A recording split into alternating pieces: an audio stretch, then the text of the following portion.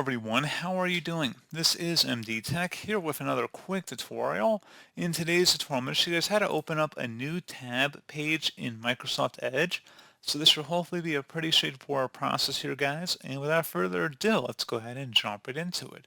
So all you have to do is open up Microsoft Edge, and then if you go up to the top where you see your current tab, there should be a little plus button next to the existing selected tab that you are currently under.